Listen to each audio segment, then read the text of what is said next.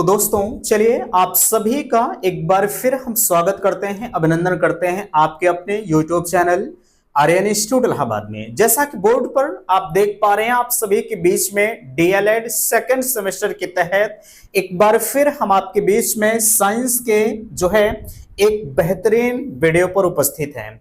आपको पता है चैप्टर नंबर 2 यानी चौथा पार्ट हम आपके बीच में चैप्टर नंबर 2 का प्रोवाइड कर रहे हैं।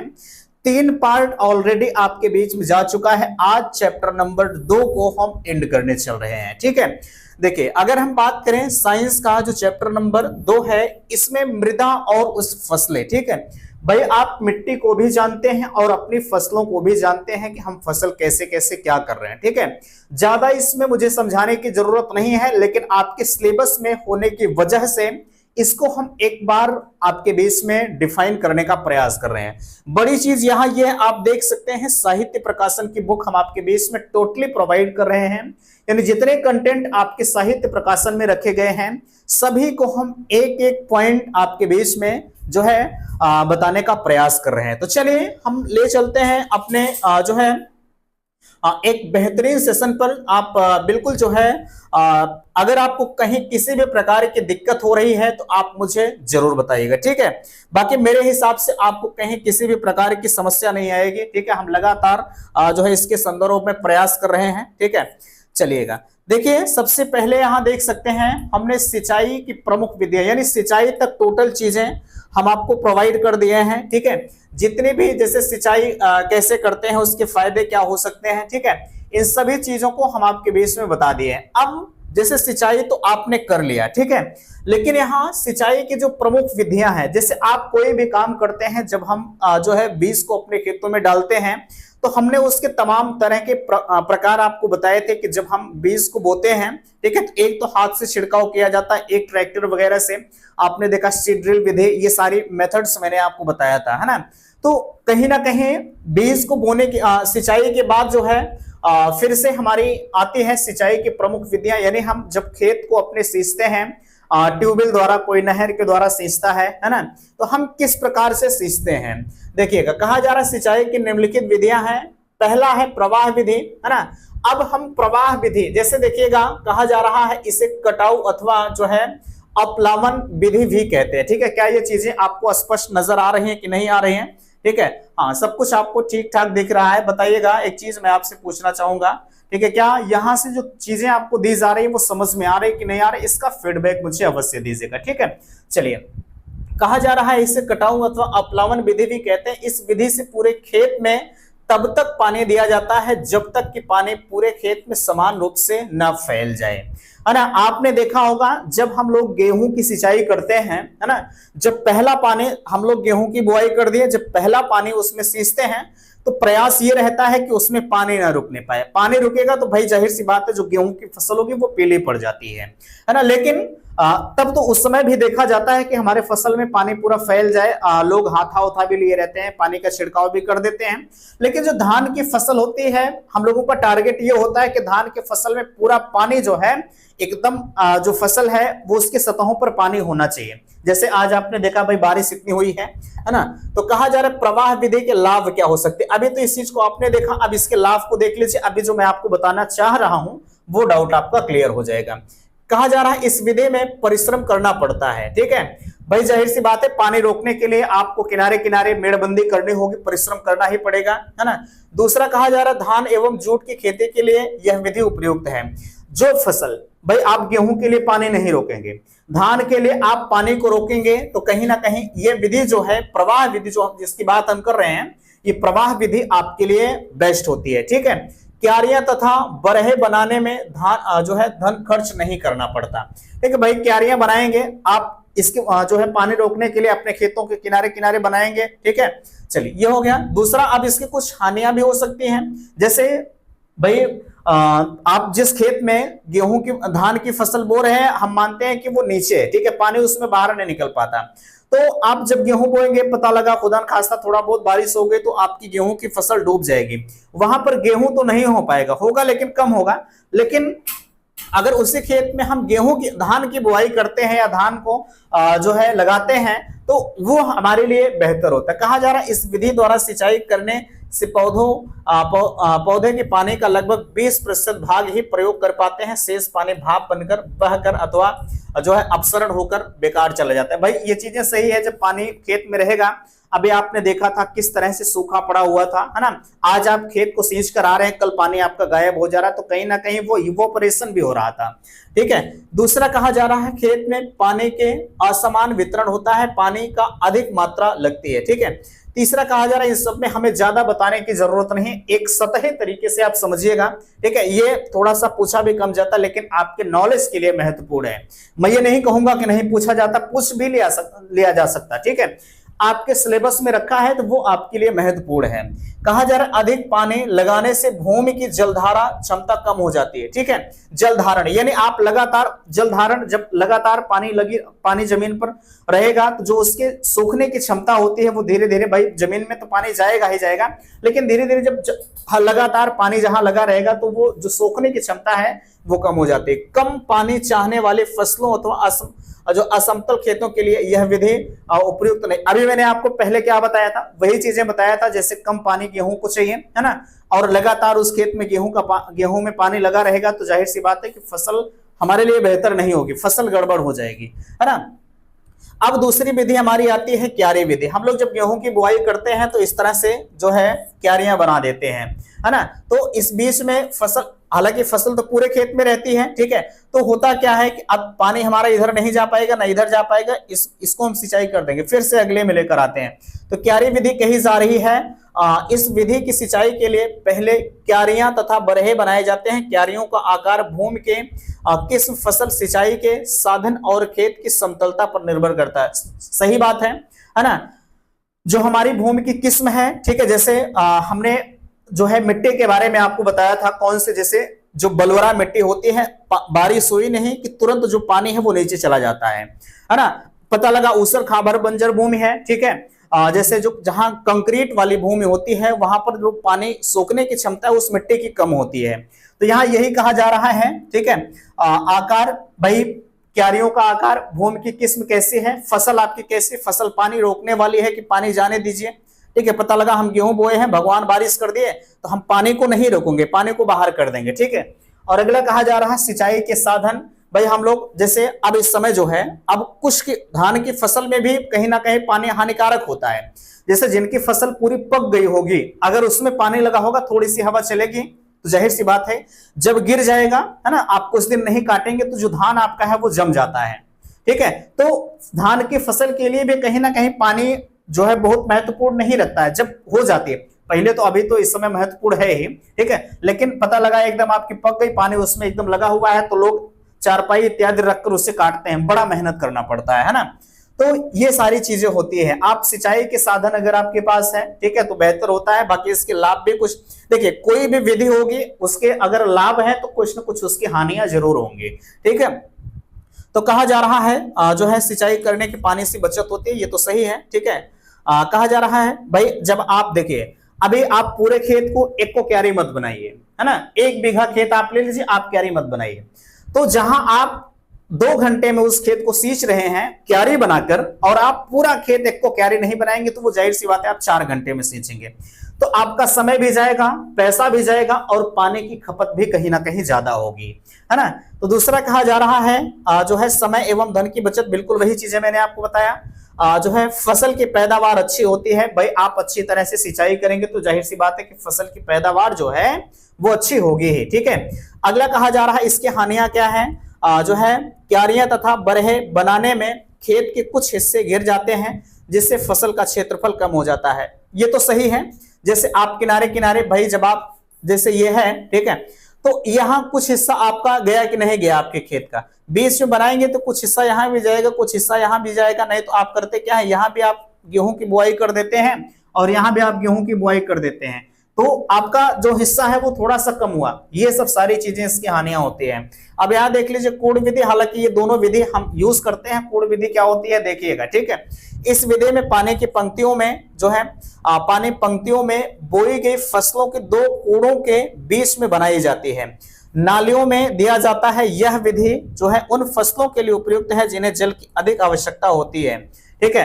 आगे कहा जा रहा है नालियां लंबाई चौड़ाई भूमि के विकास तथा फसल के ऊपर निर्भर करते हैं। गन्ना, आलू, शकरकंद, चुकंदर, सब्जियां तथा केला आदि के बागों के लिए यह विधि उपयुक्त होती है।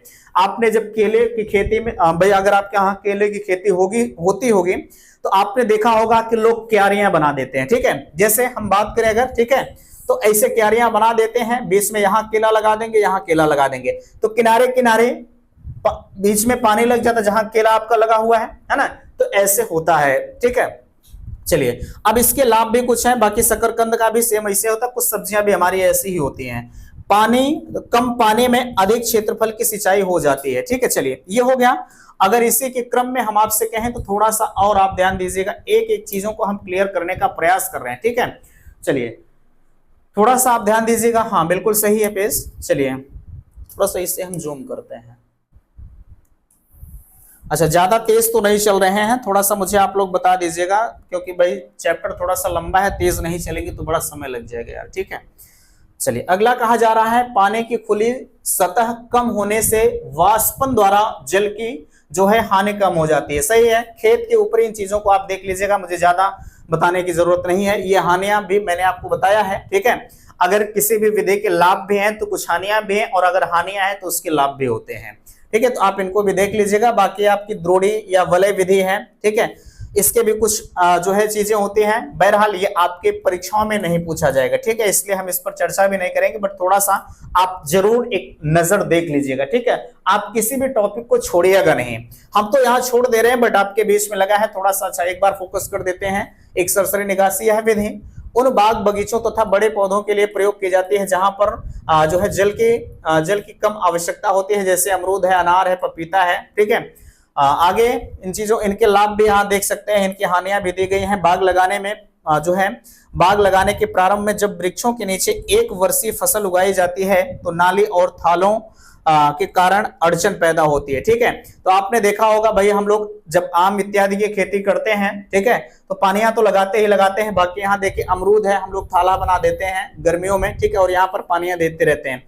सेम वही कंडीशन अनार की होती है, पपीते की भी होती है, और भी फसलें हैं जिसे हम द्रोणी या वलय विधि, ठीक है। ये कोई मानी बात नहीं होती है कि सिर्फ इसी विधि द्वारा ही सींचा जाए, लोग और तमाम तरीके से जो है आपको बताते हैं, ठीक है। चलिए आगे अगर इसी के क्रम में हम कहें तो देखिएगा छिड़काव विधि आपके बीच में आ रहा है। छिड़काव विधि के अंतर्गत अगर हम कहें, ठीक है, तो यहां ध्यान दीजिएगा। अगर छिड़काव विधि के अंतर्गत हम बात करें तो देखिएगा ये आपसे कहा जा रहा है कि छिड़काव विधि, ठीक है, इस विधि का उपयोग, ठीक है, इस विधि का उपयोग गृह जो है पौधे, गृह तथा फुलवारियों। देखा होगा छिड़काव विधि कहाँ होता है, जैसे हम लोग जब खेतों में जो है रसायन इत्यादि को छींटते हैं, ठीक है, छिड़काव करते हैं तो कुछ मशीनें होती हैं, ठीक है। तो हम लोग अधिकतर देखते हैं, जैसे आप फुलवारी लगाए होंगे अपने घरों पर या कहीं भी, ठीक है, तो अधिकतर जब पानी को देना रहता है तो हम लोग छिड़काव विधि, ऐसा नहीं कि हमारे घर के सामने लगा है तो हम उसमें पनिया डाल दें, जो है सिंचाई कर देंगे, ऐसा हो नहीं पाता है ना। तो हम लोग पानियों का छिड़काव करते हैं, ठीक है। तो ये भी विधि होती है। यहाँ देख सकते हैं खेत में 8 से 10 मीटर तक की दूरी जो है फैला दिए जाते हैं इन पाइपों को। आज के समय में आपने देखा होगा लोग किनारे किनारे पाइप लगा देते हैं, है ना, तो कहीं ना कहीं पाइप से भी छिड़काव हो जाता है, ठीक है। तो इसमें बहुत ज्यादा महत्वपूर्ण चीजें नहीं थी। चलिए यहां तक हम उम्मीद करते हैं कि आपको समझ में आ गया होगा, ठीक है। चलिए थोड़ा सा हम, अच्छा ये तो खत्म हो गया, ठीक है, आगे हम आपको लेकर चलते हैं, ध्यान दीजिएगा, है ना। देखिए अगर इसी के क्रम में अगला आपका आ रहा है, थोड़ा सा आप समझिएगा, ठीक है। चलिए एक एक चीजों को हम आपके बीच में बताने का प्रयास कर रहे हैं, आप समझते हुए चलिएगा, ठीक है। चलिए देखिएगा, अब जो द्रोणी विधि थी कहीं ना कहीं उसके कुछ लाभ थे और इसके कुछ हानियां भी होनी चाहिए। देखिएगा लाभ भी दिया गया है, ठीक है, थोड़ा सा उस पर भी हम फोकस करते हैं, आपका 1 मिनट इस पर भी लेंगे, ठीक है। चलिए कहा जा रहा है कम पानी में अधिक क्षेत्र की सिंचाई की जा सकती है। जाहिर सी बात है, अगर हम छिड़काव विधि द्वारा सिंचाई कर रहे हैं तो पानी कम लगेगा, है ना। अगला कहा जा रहा है समान रूप से सारी भूमि में पानी का जो वितरण है वो हो जाता है। जाहिर सी बात है, हम अपने स्तर से छिड़काव करेंगे।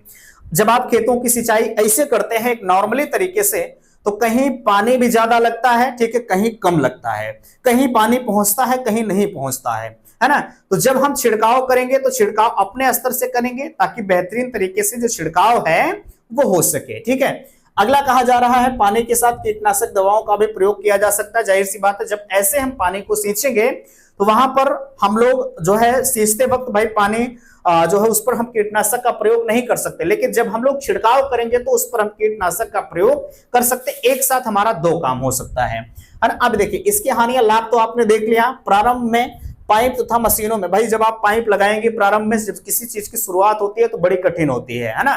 तो कहा वही जा रहा है कि प्रारंभ में पाइप तथा मशीनों में खर्चा अधिक आता है। तेज हवा चलने के समय फव्वारे के समान जो है जल का वितरण नहीं कर पाते हैं, है ना। अब देखिए बॉर्डर विधि, अब ऊपर आप पढ़ लीजिएगा, ठीक है। बॉर्डर विधि, इस विधि में सिंचाई के लिए खेत की पट्टियों में बांध दिया जाता है। पट्टियां क्यारियों के आकार की होती हैं। जो है क्यारियां लंबाई तथा चौड़ाई, भूमि के ढाल, भूमि की किस्म, जल के स्रोत, आकार, सिंचाई गहराई तथा फसल आदि पर निर्भर करते हैं। इसको आप पढ़ लीजिएगा बॉर्डर विधि। देखिए यहाँ ट्रिप विधि भी दी गई है ना। तो ये सारी विधियां भैया आप पढ़ लीजिएगा, इसमें कुछ ज्यादा खास नहीं रखा गया है ना। आप थोड़ा सा इनको जानते रहिए, ठीक है। आप इनको जानते रहिए ताकि आपके लिए ये चीजें महत्वपूर्ण हो जाए, ठीक है। चलिए आगे अगर हम इसी के क्रम में कहें, अब यहां देख सकते हैं कुछ कृषि के यंत्र आपके बीच में आ रहे हैं, है ना। हालांकि इन यंत्र को आपने देखा होगा, अब इसे थोड़ा सा हम जूम करते हैं। यहां से आपके लिए महत्वपूर्ण है, जो कि आप अपने दैनिक जीवन में इनका उपयोग भी कुछ लोग करते होंगे। भाई जो आप चाहे शहरी क्षेत्र से होंगे, चाहे आप जो है ग्रामीण क्षेत्र से होंगे। जो लोग ग्रामीण क्षेत्र से होंगे वो बेहतरीन तरीके से इन चीजों को जानते होंगे, लेकिन जो थोड़ा सा जो है शहरी क्षेत्र के होंगे कम जानते होंगे। पटेला क्या होता है? जैसे हम लोग देखिए एग्रीकल्चर जो है इंस्ट्रूमेंट, यह लकड़ी के समतल तख्ते का बना होता है। जैसे आज के समय में फार आया है जो है जिसे हम क्या कहते हैं, कल्टीवेटर कहते हैं, रोटरवेटर कहते हैं, है ना। तो रोटरवेटर में पीछे तो हेंगा बंधा होता है, ठीक है, उसकी पट्टी एक लगी होती है। लेकिन जो कल्टीवेटर होता है उसमें हम लोग एक देहाती लैंग्वेज में कहें तो इस तरह से, ठीक है, फार के नीचे बांध देते हैं, ठीक है, इस तरह से फार के नीचे बांध देते हैं और यहाँ आगे ट्रैक्टर लगा होता है, यहाँ फार भी होता है, तो हेंगा पीछे पीछे चलता है, एक तो लोग उस पर बैठ जाते हैं, है ना। तो यहाँ वो देखा जाता है। तो ये चीजें पटेला उसी को हम कहते हैं, ठीक है। ये दूसरे लैंग्वेज में कहा जा रहा है। तो कहा जा रहा है जिसके दोनों किनारे पास एक कुंडा लगा होता है। ये कुंडा मैंने आपको बताया, है ना, कुंडा लगा रहता है। पटेला का उपयोग खेती की मिट्टी की भुरभुरी करने के लिए किया जाता है और समतल करने के लिए भी करते हैं, ठीक है। अब देखिएगा यहां इन चीजों को हम उम्मीद करते हैं कि आप समझ गए होंगे, ठीक है। अब इसमें कुछ बताने की जरूरत है नहीं, ठीक है। मैंने बताया अगर आप ग्रामीण क्षेत्र से हैं तो आप इसके बारे में 100% जानते हैं। बफर क्या होता है? इस यंत्र में लगभग 50 सेंटीमीटर से 65 सेंटीमीटर लोहे की चौड़ी पट्टी होती है। यह ऊंची नीची भूमि को बराबर करने के लिए, अच्छा एक चीज आपने देखा होगा, हालांकि अब इस समय तो ये नहीं चल रहा है ना, लेकिन अभी भी कहीं कहीं लोग यूज करते होंगे, ठीक है। तो देखिएगा ये चीजें होती है, यहां से बना हुआ है यहां तक, ठीक है। ये एक सीधे जो है पट्टी होती है। यहां इसे हम ट्रैक्टर में बांध देते हैं या बैलों में हम बांध देते हैं। जब पहले के लोग बैल से भी खेती किया करते थे, है ना। तो जो यहाँ जिस चीज का उपयोग हम यहाँ इस तरह से कर रहे हैं, ये हम बफर के माध्यम से भी कर सकते हैं, ठीक है। तो थोड़ा सा आप ध्यान दीजिएगा। देखिएगा यहाँ दो कुंडी लगी हुई है, इसे हम बांधते हैं कहां? जब ट्रैक्टर में बांध देते हैं, ठीक है। या तो जब आप बैलों से खेती करते हैं तो जो बैलों के दोनों कंधों पर लगा होता है हम वहां बांध देते हैं, ठीक है। तो ये देखिए ये दतुआ है, ये क्या करता है, ये नीचे से जो घासें वगैरह होती है वो निकालने का। बाकी यहाँ देखिए ये हत्था है, ये फलका है, ये लोड है, ठीक है। तो ये सब सारी चीजें, ये मुठिया जो हमारी होती है ये पकड़ने के काम आती है। जैसे हल जो किसान पकड़ते नहीं थे वो चीजें होती है, ठीक है। चलिए यहां तक हो गया। बफर थोड़ा सा हम तीव्र गति से चल रहे हैं, है ना। ये फिगर आपके बनाने में नहीं आएगा, बट आप इनको नॉलेज में जरूर रखिएगा कि होती क्या है ना। रेक क्या होता है? इस यंत्र से खेत की जुताई जो है जुताई के समय निकाली गई घास, ठीक है। अब देखिए अभी जो मैंने आपको बताया, ठीक है, सेम वही चीजें यहां भी प्रयोग में लाई जाती है, ठीक है। कहा जा रहा है जो है इस यंत्र में देखिए यही चीजें हैं, ठीक है। जैसे अगर आपके खेत में भैया, ये तो आज भी आपको देखने को मिलती है, ठीक है। जब खेत में घास ज्यादा हो जाती है तो हम लोग करते क्या हैं, तो ये ट्रैक्टर में बांध देंगे या बैलों में बांध देते हैं, तो चलाते हैं, तो जो घासें होती हैं वो ये पकड़ता जाता है, आगे ले चलकर हम घास को निकाल कर रख देते हैं, ठीक है। ये होता है आपका देसी हल। क्या होता है देसी हल के बारे में आप बेहतरीन तरीके से जानते हैं, मुझे बताने की जरूरत नहीं। आज भी लोग जो है कहीं कहीं बैलों के सहारे ही खेती कर रहे हैं, ठीक है। लेकिन अब वैज्ञानिक जमाना है, मैं आपसे जरूर इतना कहूंगा कि भाई बैलों को आप छोड़ दीजिए, ठीक है। कम से कम आप वैज्ञानिक तरीके से खेती करिए। आप वैज्ञानिक तरीके से खेती करेंगे तो मेरे हिसाब से बेहतर होगा। लेकिन देखा जाता है जो खेत की जुताई बैल कर देते हैं, वो आप 4 बार ट्रैक्टर से जोतिए लेकिन वो काम नहीं करता है, ठीक है। आप बैलों से 1 बार जोतिए पूरे खेत, और ट्रैक्टर से आप 2 बार 3 बार जोतिए, तब जाके वो कहीं ना कहीं मैनेज होता है। लेकिन अब तो ऐसे ऐसे जो है फार आ गए हैं, ठीक है, बिल्कुल अच्छी तरह से जुताई कर देते हैं। बाकी यहाँ इनको आप पढ़ लीजिएगा। देसी हल क्या होता है, ये साधारण किस्म का हल होता है। यह भूमि की 7.5 सेंटीमीटर से 10 सेंटीमीटर गहराई तक। अब किसी को अगर कहा जाए, ठीक है, भैया फार लगाइए ना, तो वो फार और लगाता नहीं, ऊपर से खुद करते हुए चल जाता है ना। किसी के ट्रैक्टर पर जांगर ना लगे, ठीक है। बहरहाल चलिए, कोई बात नहीं, आगे हम आपको लेकर चलते हैं। देखिएगा अगला, देखिए मेस्टन क्या होता है, ठीक है। अब इसको आप समझिएगा मेस्टन क्या होता है। देखिएगा अगर अच्छा थोड़ा सा इसे हम जूम कर लेते हैं। देखिए अगर हम मेस्टन की बात करें तो जैसा कि यहां देख सकते हैं, अगला जो आपके बीच में आ रहा है, ठीक है। देखिए मेस्टन हल क्या होता है, यह एक उन्नत किस्म, ठीक है, देखिएगा उन्नतशील हल है, जाहिर सी बात है, ठीक है। अभी इसका फिगर भी हम आपको दिखाएंगे, ठीक है। वर्तमान समय में इसका अत्यधिक प्रयोग किया जाता है। यह भूमि की 12 से 12.5 सेंटीमीटर चौड़ा तथा, अच्छा ये जो बात कही जा रही है मेस्टन हल, ठीक है, ये जो है रोटरवेटर की बात कही जा रही है ना।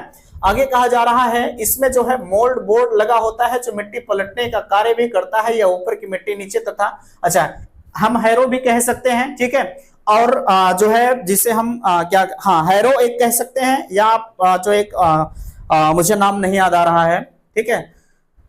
हाँ चलिए ठीक है, नाम याद आएगा तो अभी हम बीच में ही आपको बता देंगे, ठीक है। चलिए ये देखिए एक फावड़ा होता है, फावड़ा से आज भी आप परिचित होंगे, ये मुझे बताने की जरूरत नहीं है, ठीक है, इसको हम बताएंगे भी नहीं, ठीक है। फावड़ा जिसे हम देहाती लैंग्वेज में फरसा भी कहते हैं, लोग फरुआ भी कहते हैं, जो भी कह लीजिए, ठीक है।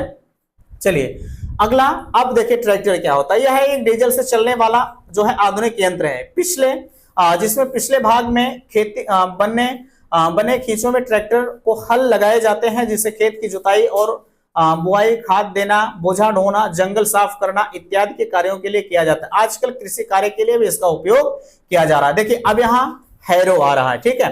देखिए यही चीजें मैंने आपको बताया था हैरो के बारे में, है ना। ये क्या करता है, जो जैसे जब हमारे खेतों में घासें अधिक हो जाती है, ठीक है, तो हम हैरो से जुताई करते हैं ताकि जो मिट्टी है वो नीचे की मिट्टी ऊपर हो जाती है और घासें पूरी तरह से कट जाती हैं एकदम, ठीक है। उसमें घास अभी आप 3-4 बार हैरो की जुताई कर दीजिए, ठीक है, तो वो बिल्कुल जो है कट जाती हैं, घास दिखाई नहीं देती है, ठीक है। चलिए कहा जा रहा है इसमें पतले और लंबे आकार के नुकीले कांटे होते हैं, ठीक है, लकड़ी के ढांचों के लगे होते हैं। इसका प्रयोग जो है निम्नलिखित कार्यों के लिए किया जाता है। पानी बरसने पर पपड़ी तोड़ने के लिए, है ना। अब भूमि को भुरभुरी बनाने के लिए आप पहले हैरो से जुताई कर दीजिए, उसके बाद आप फार से जुताई कर दीजिए, जैसे रोटरवेटर कल्टीवेटर उससे कर दीजिए तो मिट्टी काफी अच्छी हो जाती है।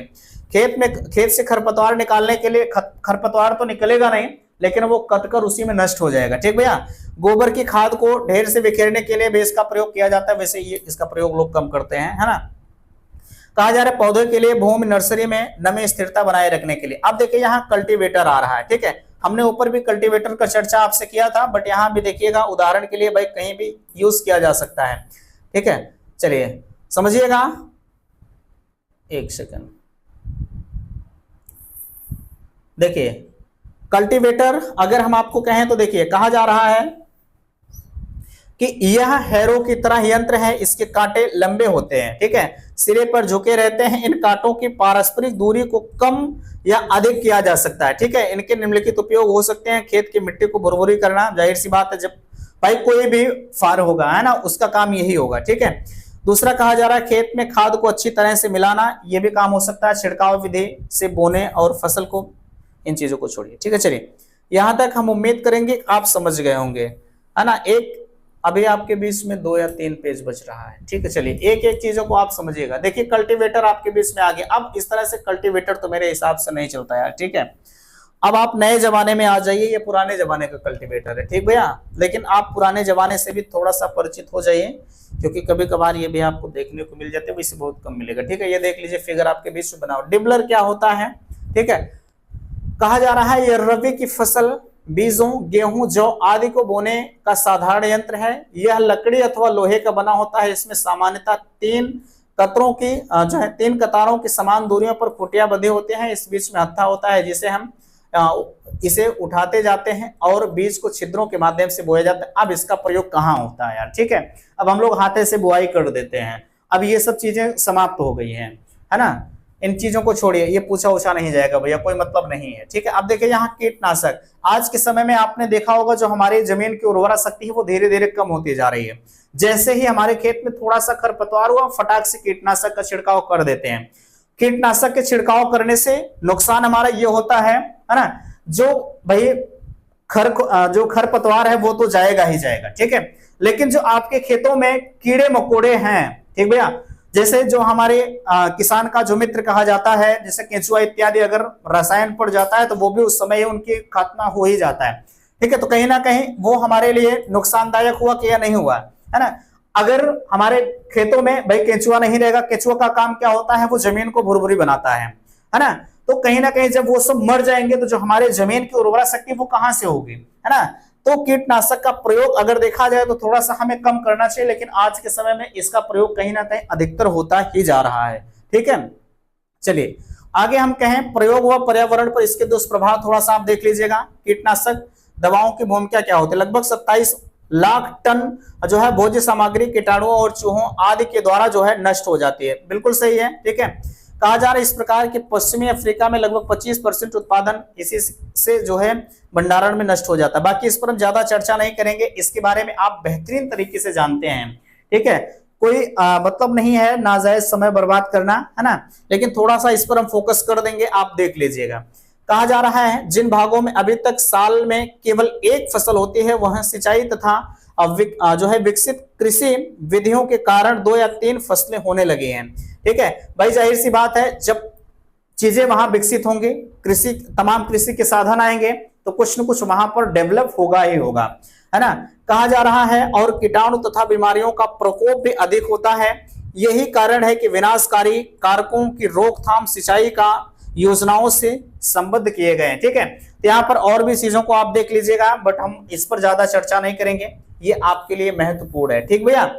बाकी इसके तमाम दुष्प्रभाव भी हैं, जो है कीटनाशक दवाओं की भूमिका क्या हो सकती है, दुष्प्रभाव भी हैं, है ना, उन चीजों को आप समझ लीजिएगा। ज्यादा बहरहाल मेरे हिसाब से एक ही टॉपिक पर समय देना चीजें गलत होती हैं, ठीक है। चलिए ये हो गया। अगर इसी के क्रम में हम आपसे आगे बताएं, है ना, आगे यहां देखिएगा, अब यहां से देखिए मृदा अपरदन आपके बीच में आ रहा है, जो कि आपके लिए मोस्ट इंपॉर्टेंट है, ठीक है। मृदा अपरदन आपसे पूछा भी जाता है, ठीक भैया, इन्हें आप मिस नहीं करेंगे, ठीक है। थोड़ा सा इसे हम जूम कर देते हैं, आप देख लीजिएगा। मृदा अपरदन को एक एक टॉपिक हम आपको समझाएंगे। मृदा अपरदन सवाल उठता है, कोई भी टॉपिक जो है आने से पहले उस हेडिंग पर आना चाहिए कि हमने आपको बताया मृदा अपरदन, तो आपके जहन में ये सवाल जरूर आना चाहिए कि मृदा अपरदन आखिरकार होता क्या है, ठीक है। तो ध्यान दीजिएगा, मृदा एक स्थान से दूसरे स्थान तक पहुंचने अथवा मूल स्थान से हट जाने को मृदा अपरदन कहते हैं। आज के समय में आपने देखा होगा हम लोग पेड़ों का कटान अधिकतर करते हुए चले जा रहे हैं, ठीक है। जब हम पेड़ों का कटान अधिकतर करेंगे तो जो मृदा अपरदन है वो ज्यादा होगा, है ना। मृदा अपरदन मींस मिट्टी का एक स्थान से हट जाना। बारिश हो रही है, जमीन आपकी ऊंची है, मिट्टी बह जाएगी, है ना, लेकिन अगर वहीं पर घासें लगी हैं और भी पेड़ पौधे लगे हैं तो जो मिट्टी के बहने की प्रक्रिया मींस मृदा अपरदन है वो आपका कम होगा, ठीक भैया। तो यही कहा जा रहा है, यह तेज अधिक तूफान एवं वर्षा से जल द्वारा होता है। मृदा अपरदन की कुछ हानियां भी होती हैं, देख लीजिएगा। मृदा अपरदन के कारण मिट्टी की ऊपरी परत हट जाती है, जिससे वह भूमि अधिक उपजाऊ नहीं रह जाती है। एक चीज मुझे बताइएगा, आपके खेतों की जो उर्वरा शक्ति है वो बहुत अच्छी है, ठीक है। आप थोड़ा सा उसमें एक हाथ मिट्टी निकलवा दीजिए, ठीक है। आप मान लीजिए कि मृदा अपरदन हो गया, ठीक भैया।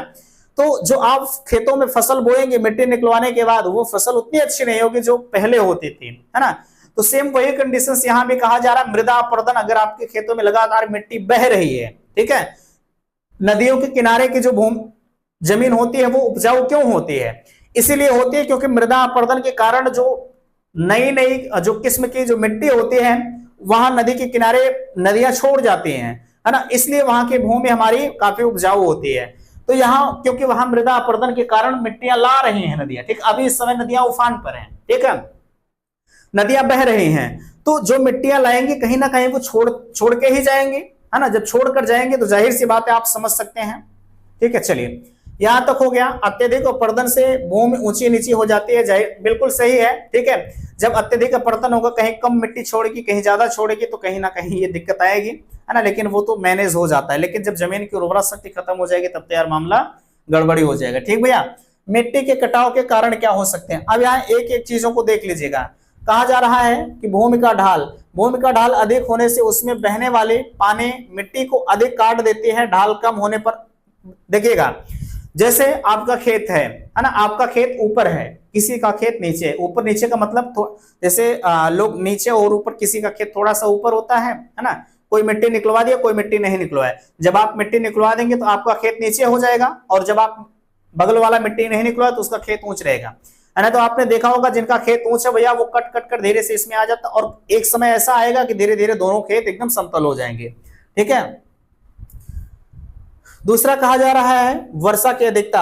अधिक वर्षा के कारण मिट्टी बह जाती है। अत्यधिक वर्षा होने से नदियों में बाढ़ आ जाती है, जिसके कारण बहुत सी उपजाऊ मिट्टी बहकर समुद्र में चली जाती है। वैज्ञानिक अनुमानों के आधार पर प्रतिवर्ष 37.5 लाख मीट्रिक टन मिट्टी जो है बंगाल की खाड़ी में चली जाती है। ठीक है भैया, क्योंकि नदियां बंगाल की खाड़ी में अधिकतर गिरती हैं, तो जब जो है मृदा अपरदन होगा तो जाहिर सी बात है कि मिट्टी बहाकर ही ले जाएंगे। तीव्र हवाएं, तेज हवाओं के चलने के कारण भी मिट्टी का कटाव होता है। तेज वायु के साथ जो है पत्थर के कई टुकड़े आदि उड़ते हैं, जो घर्षण द्वारा मिट्टी को काट देते हैं। और रेगिस्तान में यह क्रिया अत्यधिक मात्रा में होती है। रेगिस्तान में बालू ही बालू होती है ना, जब हवा चलती है तो कहीं ना कहीं वो उस पर उड़ान होता है। ठीक है, तो चलिए यहां तक हम उम्मीद करते हैं कि आप सारी चीजों को समझ गए होंगे। अगला हमारा आता है वनों की कमी। वनों की कमी से भी मृदा अपरदन होता है।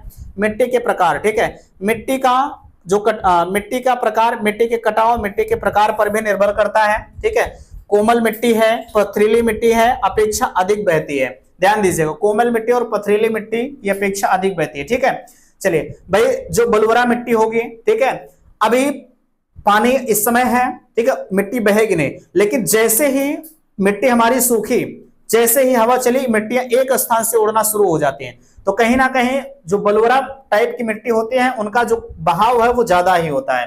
तापमान में परिवर्तन, तापमान में शीघ्रता से परिवर्तन होने के कारण मिट्टी का कटाव होता है। ठीक है, यहाँ पशुओं के चरने से, भाई पशु चरेंगे तो जो उनके पैर होते हैं वो जहां जहां पड़ेंगे मिट्टी कटेगी। ठीक है, जब मिट्टी कटेगी तो जाहिर सी बात है इन चीजों को आप समझ सकते हैं। ठीक है, हवा से कटाव भी होता है। ठीक है, चलिए यहां तक की चीजें मेरे हिसाब से आपको समझ में आ गए होंगे। बाकी और आपका कुछ कंफ्यूजन है, चलिए यहां देखिए अगला आपके बीच में फिर आ रहा है, सेम वही चीजें पढ़िएगा, है ना।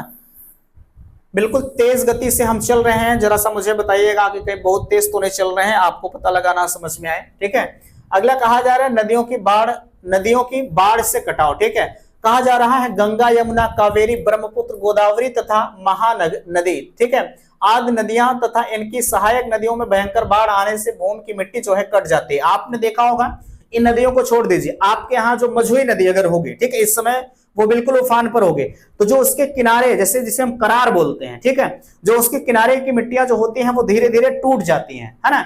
तो कहीं ना कहीं जो मिट्टियां टूटेंगी वो बहेंगे ही बहेंगे।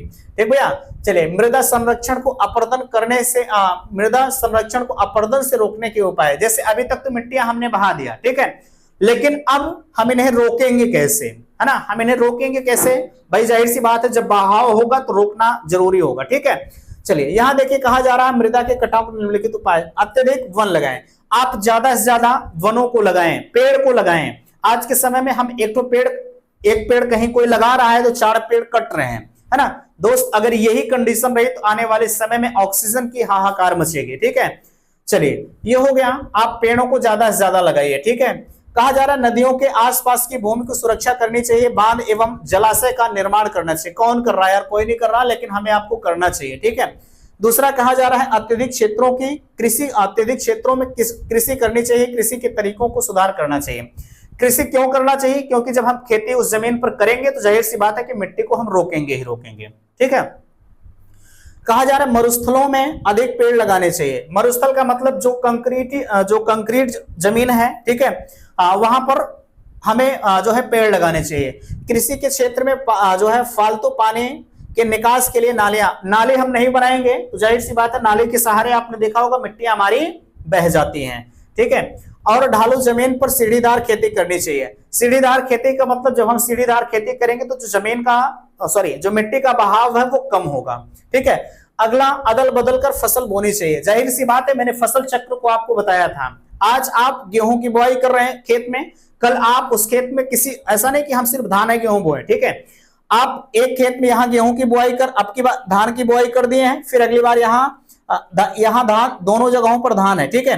तो अगली बार आप एक जगह पर कोई और इन दोनों को चेंज कर दीजिए, ठीक है, कुछ और बुआई कर दीजिए। ऐसा नहीं, फसल चक्र में यही होता ही है कि आप फसल चक्र बदल बदल कर फसलों को बोएं। अगर हम बदल बदल कर फसलों की बुआई करते हैं तो जो उसमें उर्वरा शक्ति है वो बनी रहती है, ठीक है। चलिए अगला कहा जा रहा है, बाढ़ वाले क्षेत्रों में कटाव कम होने के कारण दोनों ओर वन लगाएं, ठीक है। अब जलीय पर्दन क्या है, इन चीजों को आप थोड़ा सा देख लीजिएगा, ठीक है। जलीय पर्दन के निम्नलिखित प्रकार होते हैं, वर्षा बोध पर्दन है, अल्प सरिता पर्दन है, ठीक है। इन चीजों को आप देख लीजिएगा, ये आपसे पूछा नहीं जाएगा। बाकी मेरे हिसाब से हम आपको सारी चीजें बेहतर तरीके से समझा दिए हैं। बाकी अगर आपका कहीं कुछ कंफ्यूजन बन रहा है, ठीक है, तो आप मुझे कमेंट करके जरूर बताइएगा, ठीक है। तो मैं आपसे पूछना चाहूंगा कि क्या यहां से जो चीजें दी गई वो चीजें आपको समझ में आई कि नहीं आई, प्लीज मुझे आप कमेंट करके जरूर बताइएगा। लेक्चर काफी तेज गति से चला है, जो भी टॉपिक छूटी होंगी, नहीं समझ में आई होंगी, आप मुझे बताइएगा, मैं दोबारा से उस चीज को कवर कर दूंगा। तो चलिए आपसे मिलते हैं अगले वीडियो में, तब तक के लिए थैंक्स, धन्यवाद।